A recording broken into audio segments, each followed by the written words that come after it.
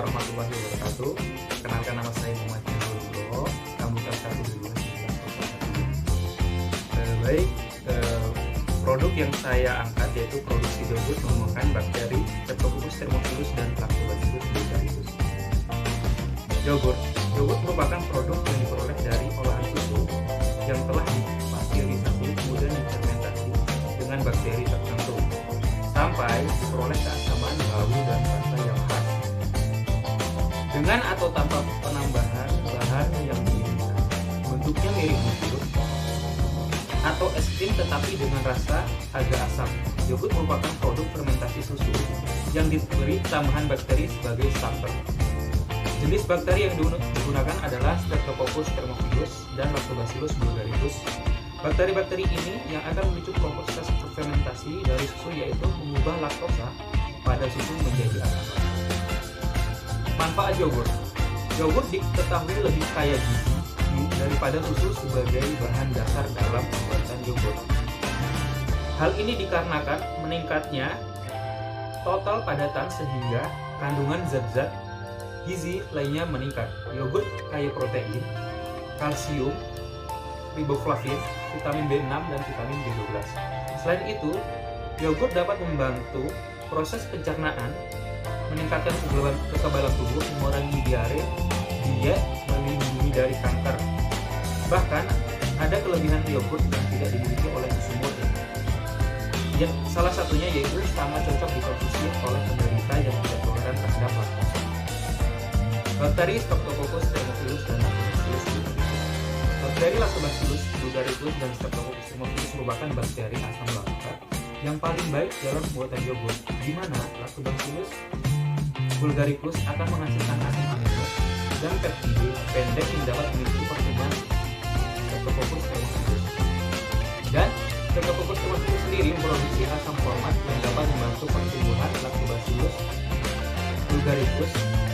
Kedua bakteri tersebut memiliki peran dalam proses fermentasi yogurt, di mana Lactobacillus bulgaricus lebih berperan dalam pembentukan aroma, sedangkan Streptococcus thermophilus lebih berperan dalam pembentukan cita rasa dan tingkat keasaman yang dihasilkan.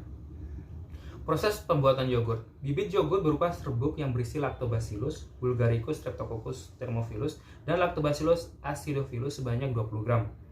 Dicampurkan ke dalam 150 air mineral, dikocok hingga bibit yogurt larut dan diinkubasi pada suhu 30 derajat selama 24 jam. Sampai starter yogurt menjadi kental. Setelah itu, bibit yogurt dipindahkan ke dalam susu 50 ml.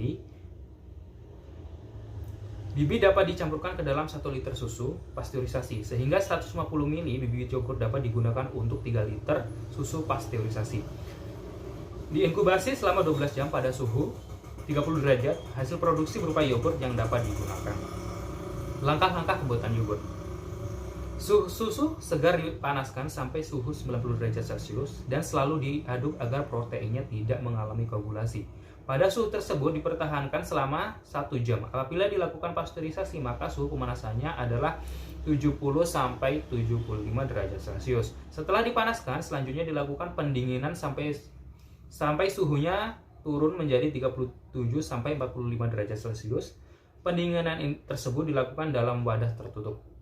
Setelah suhu mencapai 37 sampai 45 derajat Celcius, maka dilakukan inkulasi atau penambahan bakteri ke dalam susu tersebut sejumlah 50 sampai 60 ml per liter susu.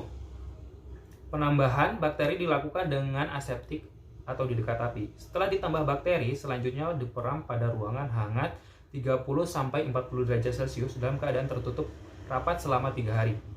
Tahap selanjutnya adalah filtrasi. Hal ini dilakukan untuk memisahkan bagian yang padat atau gel dengan bagian yang cair.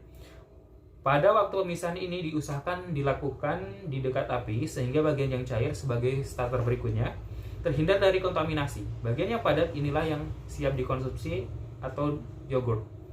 Bagian yang cair berisi bakteri Lactobacillus sp yang dapat digunakan untuk menginkulasi susu segar. Baik, itulah pembuatan yogurt. Terima kasih. Wassalamualaikum warahmatullahi wabarakatuh.